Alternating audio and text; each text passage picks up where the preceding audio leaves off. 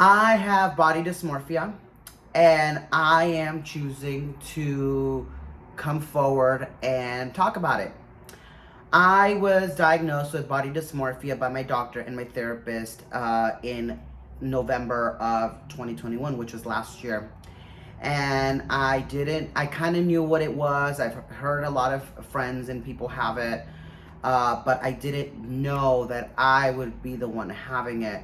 And it's affected a lot of my behaviors. It's affected my appearance a lot, and it's something that I am working on every day, not just to deal with it or live with it, but also in search of when and where exactly did I get it. So the short-term definition of body dysmorphia is the mental health condition where one can't stop ruminating, one can't stop thinking about a perceived flaw. It could be one, it could be many, about your appearance, about your body. And it's obsessive and it is debilitating. And the dysmorphia that I have is proxy BDD, which is basically, the dysmorphia of your appearance. There's also muscle dysmorphia for people that are, weightlifting, or that people that go to the gym and they have some sort of dysmorphia because of the way they look.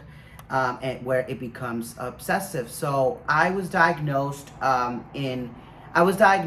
after losing 30 pounds. As you all know, my weight loss journey, as many of you know, I lost 30 pounds. I was 187 and I dropped down to 157 as soon as I came out of my divorce and I moved to Seattle. I made it a mission to lose weight. When I lost weight, I felt like I was on top of the world. I felt like I was invincible. I could do anything. For a very, very, very long time, I had tried to lose the weight, for a very long time throughout my 20s. My weight has fluctuated because of, undergrad, graduate school, marriage, in and out of relationships, stress, my career, and whatever. It just fluctuated. The heaviest that I've been is 200 when I was 20 and 21. And then I lost weight to 170, and then I went back up at the end of 2019 and 2020 because of graduate school. And I made it a mission to lose weight. I was going to start this new life and whatnot. However, when I lost the weight, when I lost the amount of pounds that I had, and after feeling on top of the world, I didn't get a lot of positive feedback. I didn't get a lot of compliments as I thought I would. I got people on my social media, calling me malnourished, I'm starving, I look like I'm sick. I even had friends literally like come up to me and hold my hand and be like, honey, you really need to do something about your weight. You don't look good. And I thought that I was on top of the world. I thought that I was, whatever. And it really brought me down to where, I ruined my metabolism. So after I had lost the weight, I've kind of tried to get back on some old habits, some old eating habits. And once I did that, my weight started going back up again.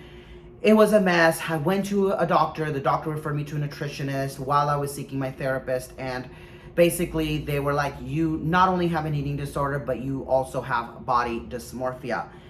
And basically, the body dysmorphia that I have is, you think like, oh, well, I'm taking pictures of myself. I'm posting myself on social media every single day and whatever. Yes, I am, because it's part of my personal and professional brand. That's what I do. I am here on social media to be the best version of myself. But the best version of myself is not always the best. Sometimes I have to be transparent. I have to be honest for me to showcase the best version of myself. And, and with that being said, my weight fluctuated. I ruined my metabolism. And we, with my therapist, I've tried to, bring it back up. Luckily, I promised myself not to talk about my body dysmorphia until my metabolism was a little under control. But at the same time, when when I'm taking pictures, I take about 100 pictures. I take about 100 photos, and I choose one good one or two good ones, and from every angle possible. The dysmorphia is not really coming from, it could be, but it's not really debilitating me from the photo aspect. It's actually debilitating me from when I wake up in the morning and I look at myself in the mirror and I see someone that is deformed. I see myself as a deformed being, that my body is deformed, that my face is deformed, that I look deformed because of the weight loss, because of whatever. And also age is starting to be a component as well. I am 29 years old, and I don't want to look like a 29-year-old. So here I am, trying to, do some cosmetics on my face and everything.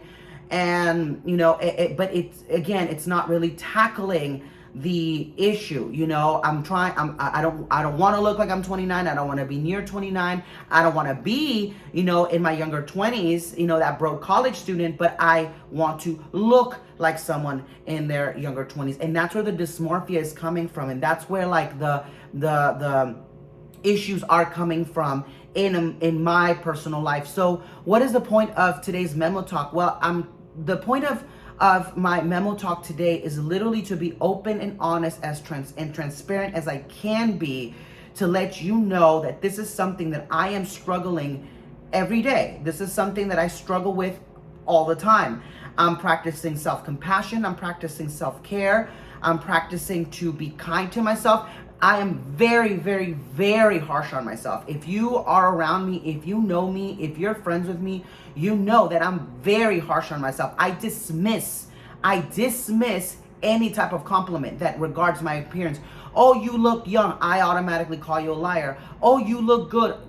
Whatever. Like, I always dismiss any good compliment because of the dysmorphia. So it's something that I'm working on. It's something that I'm, trying to overcome on a daily basis. But what I can tell you is that in the work that I've done, in the therapy sessions, in the, in the homework, in the journaling and everything, in the meditation and prayer and spirituality, I can tell you that, the dysmorphia, the feeling that you're not good enough, the feeling that you're deformed, or the feeling that you're not, adequate.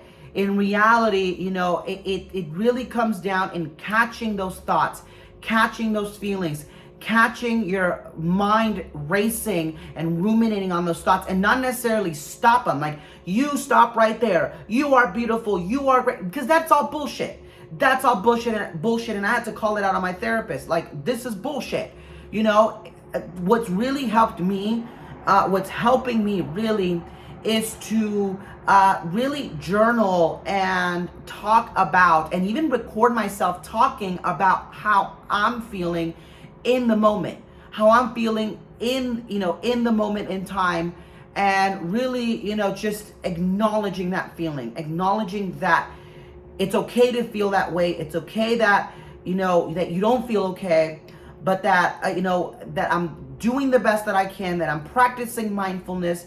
And something that I'm actually, that I'm working on as well is body neutrality. Not necessarily body positivity, because I'm having a really hard time, practicing body positivity, but body neutrality, to praise myself, to acknowledge my body and my, like, for example, my eyes and my nose and my senses and my hands, because it gives me the ability to perform. It gives me the ability to, to walk every day, to cook every day, to type every day, to, walk my dog, to smell, to listen to good music. And practicing body neutrality for me has helped me be more in a state of gratitude for the body that I am in whatever body shape that I'm in whatever age I'm in.